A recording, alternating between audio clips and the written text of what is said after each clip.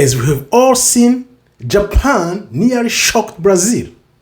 Anyone would think Brazil would just walk over Japan, but it was not the case. Japan scored first, and guess what? They knew this game is a must-win as fast as possible. That's why they start pressing from the very first minute. Because Japan understood, in order to beat Brazil, you score fast, defend, and play long balls. No control, no jokes. But why Japan had Brazil all the way to the 90th minute? Two reasons. First of all, Brazil is too slow. Brazil does not function as a team. They're all too slow. They just play back and forth, only perhaps when they play Vini. And on the Vini side, he had like 2-3 guys waiting for him. He could not run like he used when he plays for Real Madrid or when he plays in other games where he's not marked that well. So, was Brazil so lucky to defeat Japan? Yes, they were too lucky to defeat Japan because Japan had them all the way to the 90th minute. Of course, the pressure came when they scored the equalizing goal from Casemiro. Even though Casemiro, on the video I add here, Casemiro is Brazil's problem. You can watch the video where I'm talking about why I think Casemiro is the reason why Brazil had to wait all the way to the 9th minute because he's not distributing the ball the way he's supposed to do. The ball is too slow. The wingers not getting the ball and no crosses. Can you imagine Brazil? You don't know who is the striker? Cunha. He's moving around, doing nothing.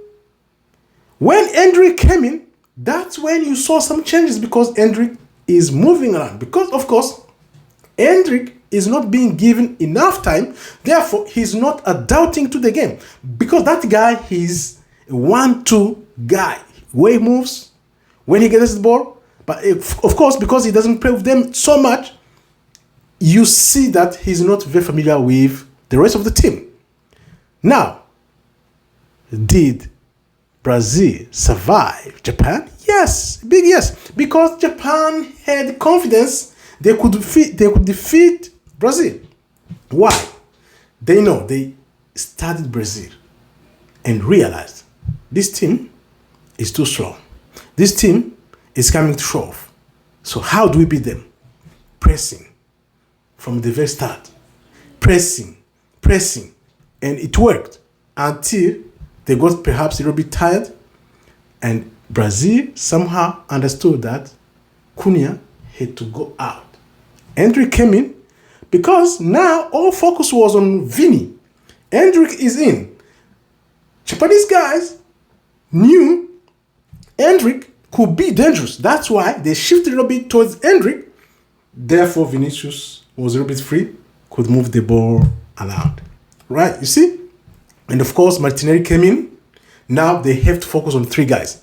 Vini, Martinelli, and Endrick. That's why Japan lost control somehow, but it was too late. That's why Brazil has to start in Endrick, Martinelli, and Vini. Cunha, Casemiro, all these guys, they have to be on the bench. Let me know what you think. If you agree, tell me why. If you don't, tell me why as well. Here come the questions. Let me know what you think. Was Brazil lucky enough to defeat Japan? Did Japan deserve more from this game? Let me know what you think. Or did Japan expose Brazil's weakness? Because we saw the weakness of Brazil and the next game, I don't know if they're going to survive. What if Japan was more clinical?